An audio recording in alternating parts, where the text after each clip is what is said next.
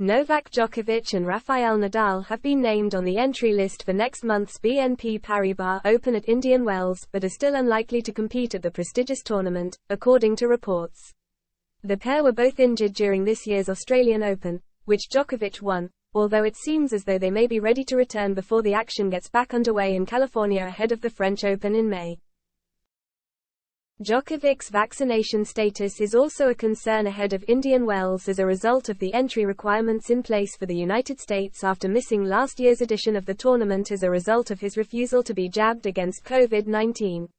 However, the Serb and Nadal have both been included on the provisional entry list in spite of their respective issues that could ultimately see them forced to withdraw from the competition.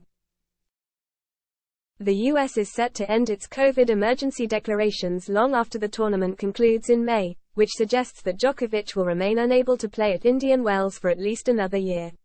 Nadal, meanwhile, is widely expected to sit out of Indian Wells as he looks to maximize his recovery from injury before attempting to defend his French Open title at Roland Garros later this year.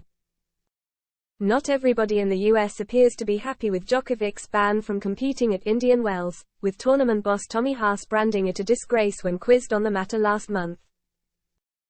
Obviously, the one problem being that he still cannot come to the US if he doesn't play Indian Wells and Miami in March. It will be tough. They're supposed to lift those mandates by mid-April, said Haas. It would be nice to see if we could maybe lift those a little earlier and have him come to play Indian Wells and Miami. I think he wants to play, so we should give him the chance. Hopefully we can have him there. I mean, it would be a disgrace in my eyes if he wasn't coming to these events, or not allowed to come. Nadal is also likely to miss Indian Wells after suffering a hip strain in the second round of the Australian Open on his way to losing at the hands of Mackenzie McDonald last month.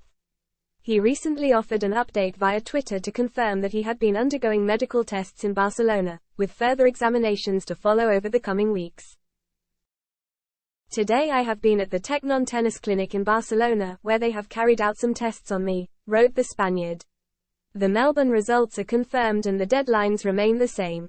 Establish the treatments to follow, and in 3 weeks they will perform new tests to see the evolution.